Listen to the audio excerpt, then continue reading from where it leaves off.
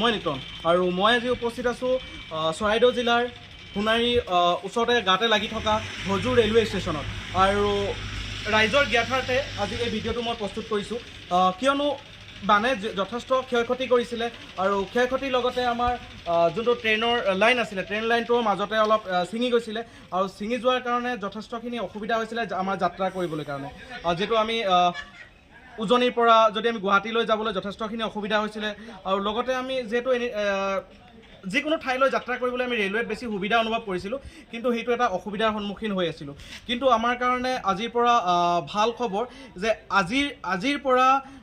উজনিৰ পৰা নামনিলৈ যোনখন ইণ্টাৰচিটি এক্সপ্ৰেছ আবেলি 6:20 ইয়াৰ পৰা এৰিব আৰু লগতে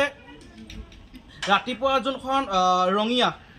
লিডুবাৰ ৰঙিয়ালৈ যায় ৰঙিয়াখনো আজি ৰাতিপুৱা 8:05 ইয়াৰ পৰা ওলাইছে কাৰণে আৰু লগতে যোনখন ডেমো পেছেঞ্জাৰ আছিলে ডেমো পেছেঞ্জাৰখনো লামডিং ডেমো পেছেঞ্জাৰ আছিলে সেইখনো চলি আছে আৰু যিহেতু যোনখন কামৰূপ এক্সপ্ৰেছ আছিলে কামৰূপ এক্সপ্ৰেছখন যিহেতু ইলেক্ট্ৰিকত চলি থাকে আৰু মাজতে আপোনালোকে জানে লাইনটো ছিঙি যোৱাৰ কাৰণে যোনটো ইলেক্ট্ৰিক প'ষ্ট আছে তাৰ যথেষ্ট ক্ষয় ক্ষতি হৈছিলে আৰু সেই ক্ষয় ক্ষতি হোৱাৰ কাৰণে বৰ্তমান কামৰূপটো এতিয়ালৈকে ইয়াৰ পৰা তেওঁলোকে ষ্টাৰ্ট দিব পৰা নাই কাৰণ ইলেক্ট্ৰিকত চলাৰ কাৰণে খুব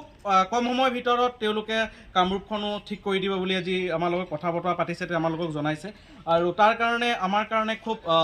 ভাল যে যিহেতু আমাৰ গাড়ী মটৰ সকলো পানীৰ তলতে আছিলে বেয়া হ'লেই কিন্তু তাৰ মাজত আমি যাত্ৰা কৰিবলৈ যথেষ্ট অসুবিধা আছিলে কিন্তু আজিৰ পৰা সেই কষ্টটো অলপ হ'লেও দূৰ হ'ব বুলি মই ভাবিছোঁ আৰু গোটেই ৰাইজক এই বিষয়ে কথাটো জনাবলৈ আজি এই ভিডিঅ'টো প্ৰস্তুত কৰা হৈছে আৰু আপোনালোকে যিমান পাৰে ভিডিঅ'টো শ্বেয়াৰ কৰিব কাৰণ আপোনালোকে শ্বেয়াৰ কৰিলে যিকেইজনে ট্ৰেইনত যাত্ৰা কৰে সেই যাত্ৰীসকলৰ যথেষ্ট সুবিধা হ'ব আৰু ৰাইজৰ সুবিধাতে আপোনালোকৰ সুবিধাতে যিমান পাৰে ভিডিঅ'টো শ্বেয়াৰ কৰিব আৰু আজিৰ পৰা ট্ৰেইন যাত্ৰা আমাৰ সকলোৰে কাৰণে আৰম্ভ হৈছে আৰু আমি ট্ৰেইন যাত্ৰা কৰিবলৈ আমাৰ কাৰণে বাট মুকলি হোৱাৰ কাৰণে ৰেলৱেকো আমাৰ ফালৰ পৰা ধন্যবাদ।